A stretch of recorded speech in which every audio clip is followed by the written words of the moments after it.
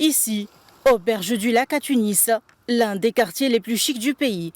Des réfugiés et des membres de la communauté subsaharienne ont installé leurs tentes devant le siège de l'Organisation internationale pour les migrations, après avoir été délogés par la police du siège du Haut-Commissariat aux réfugiés à coups de gaz lacrymogène.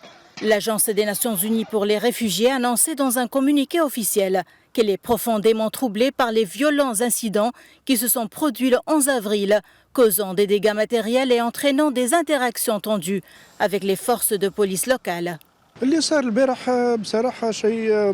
La situation ici est devenue très compliquée ces derniers mois. Hier, nous avons assisté à une guerre, à un combat de rue, dans le vrai sens du terme. Hier, nous avons voulu faire pression sur le Haut-Commissariat des Nations Unies pour régler notre situation. Mais le HCR nous a envoyé la police et c'est la stratégie que le HCR a toujours adoptée. C'est pourquoi nous tenons l'organisation responsable en premier lieu. Ce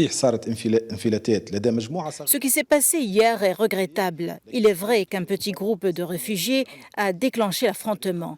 Mais cela ne justifie jamais l'usage de la force de cette manière. D'autant plus que parmi les manifestants, il y a des enfants et des femmes en situation de fragilité. Surtout après le discours du président qui a créé une atmosphère de tension en restreignant le travail et le droit au logement.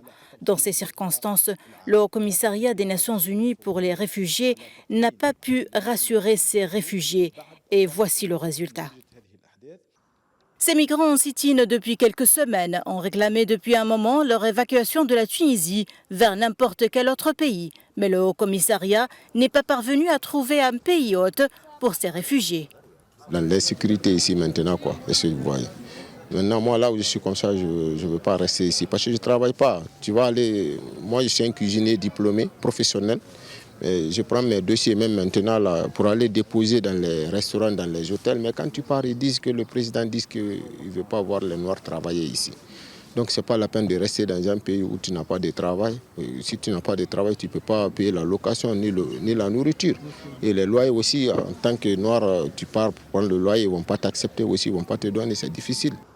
À noter que le porte-parole du ministère tunisien de l'Intérieur a affirmé que la police était intervenue à la demande du Haut-Commissariat des réfugiés et que 80 migrants avaient été interpellés, dont 30 placés en garde à vue. Les travailleurs des Hauts-Commissariats des Nations Unies pour les réfugiés ont abandonné le siège.